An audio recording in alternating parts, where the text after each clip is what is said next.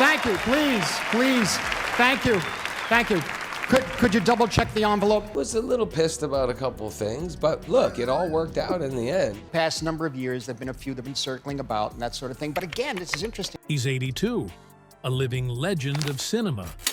And yet, there are actors who will never step on his set again. When Scorsese locks eyes on you, he demands complete obedience to his vision. Any resistance is met with silence, rejection, or a professional goodbye. These aren't unknown names either. These are A-listers who thought they could bend the rules, only to find themselves permanently cut from his creative circle. This video reveals the 5 actors who paid the price for standing their ground against Scorsese's relentless standards. Before we move on, please take a moment to subscribe to the channel and like the video. Thank you. So, I mean, I'm overwhelmed with this honor with the Academy, and also the honor. Do people flip when they see you? No, it was like there were people leaving, and we got in as they were leaving. Number 1, Mark Wahlberg's Hair War. When Mark Wahlberg signed on to The Departed, the plan was simple.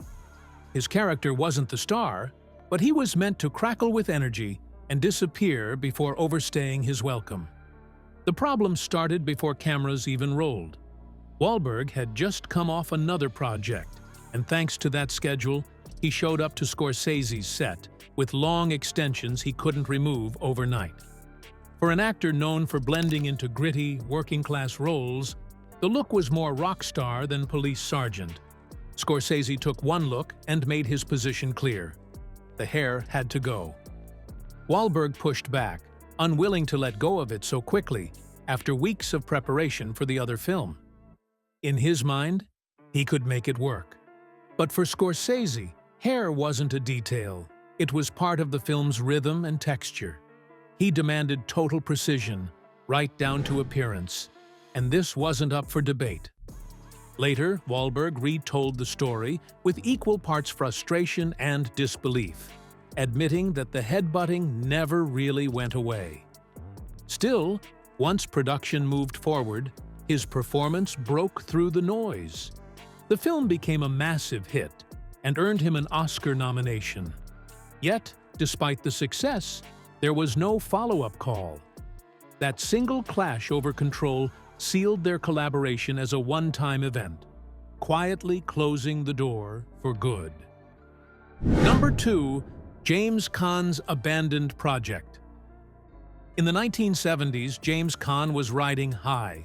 He was tough, intense, and coming off roles that made him one of the most magnetic stars of the era. Martin Scorsese, meanwhile, was building his reputation as a director obsessed with detail, shaping every beat of his films with near-religious discipline. On paper, the two looked like a perfect match.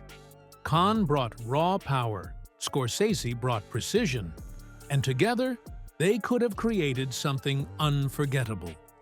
But once they tried to work together, the differences showed fast. Caan's style had always been loose and instinctive.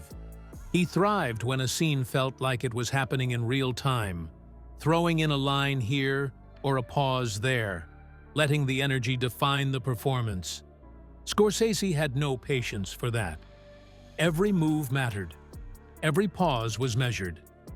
And when Caan strayed, Scorsese pulled him back to the page. Arguments followed. Caan would add a flourish. Scorsese would stop him and insist on the script. That constant push and pull grew heated, and soon enough, what should have been collaboration turned into conflict. Eventually, Caan walked away.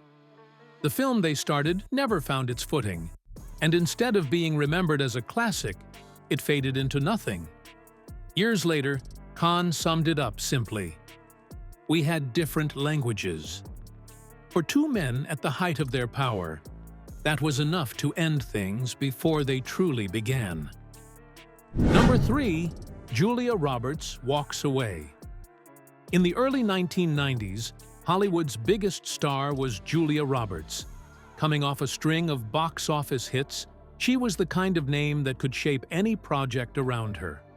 At the same time, Martin Scorsese was preparing The Age of Innocence, a meticulous period drama based on Edith Wharton's novel. He had his eye on Roberts for the role of Ellen Olenska, a character caught between desire and rigid society rules. On the surface, it looked like a powerful match, her fresh charm brought into Scorsese's precise world. But behind the scenes, cracks appeared before filming even started. Roberts had built a career thriving in looser, contemporary roles where her natural energy carried the screen. Scorsese, with his obsession for accuracy, demanded the opposite. He required strict dialogue delivery, no improvisation, and total immersion in the customs of 1870s New York.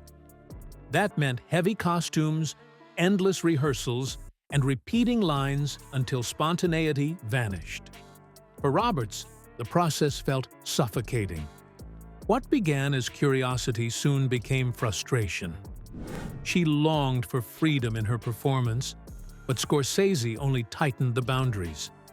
The more he pushed for stillness, the more she resisted.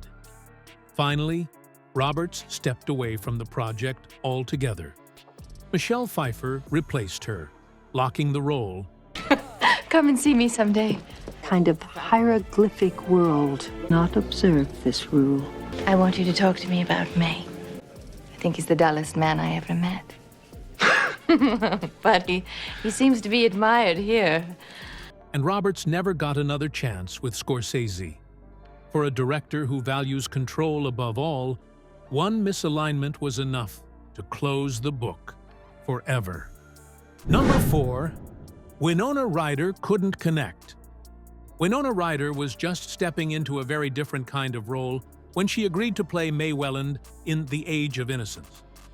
Unlike the fiery or rebellious characters she often portrayed, May demanded a kind of stillness. She was written as restrained, dutiful, and quietly observant, a woman defined by the rules of her world rather than by breaking them. On paper, it may have sounded like a fascinating challenge, but once the cameras were rolling, Ryder admitted she struggled to fully understand her character. The difficulty was magnified by Scorsese's approach. He wasn't looking for improvisation or modern energy. He wanted historical precision. Every glance and movement had to sit within the tightly constructed rhythm he envisioned. For Ryder, who thrived on instinct, that precision became confining. Instead of feeling her way into May, she felt pulled further away. What developed was not a loud fight on set, but a quiet gap, Scorsese directing on one frequency and Ryder acting on another. When the film was finished, Ryder's performance sat within Scorsese's frame, but even she later admitted to feeling disconnected. Her distance from the character carried over once the cameras stopped. She wasn't featured strongly in the film's promotion, and the partnership between her and Scorsese ended without ever taking root again. It was a collaboration that faded, not from hostility, but from silence. Number 5. Jim Carrey's Hughes Heartbreak. In the early 2000s, Jim Carrey found himself in a position few comedians had ever reached. He wasn't just the face of slapstick comedy anymore, he was hungry to prove his dramatic range. When Scorsese began developing The Aviator, Carrey pushed for the role of Howard Hughes. It made sense on paper. Carrey had the intensity, the manic energy, and even the physical resemblance to carry the part. For a brief period, it looked like he was on track to lead a Martin Scorsese epic. But that opportunity came with a test. Scorsese's process required absolute precision. Every line on the page mattered, and every gesture was carefully planned. Carrey's gift, the same one that had built his career, was the freedom to improvise. He liked to experiment with phrasing, push timing, and bring spontaneity into scenes.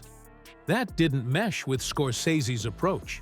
Rehearsals became a tug of war, with Carrey bending lines and Scorsese pulling them back into place. The conflict wasn't loud. but it was constant, and it signaled that the two men were moving in opposite directions. For Scorsese, Hughes wasn't simply a character, he was a piece of American history. There was no room for playfulness.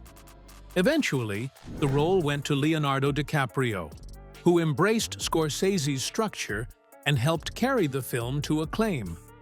Carrey was left with disappointment and the knowledge that, once rejected, Scorsese didn't circle back for second chances. Scorsese has never needed a public feud to make a point. His silence does the work for him. When an actor fails to align with his method, the relationship doesn't explode. It simply disappears. That's the quiet control he's mastered through the decades, and it's why his body of work remains so distinct. Now, at 82, his career shows that vision matters more than star power. Even the biggest names can fall away if they don't fit the frame Scorsese builds. In his world, it isn't who you are that counts. It's how far you'll go to serve the story.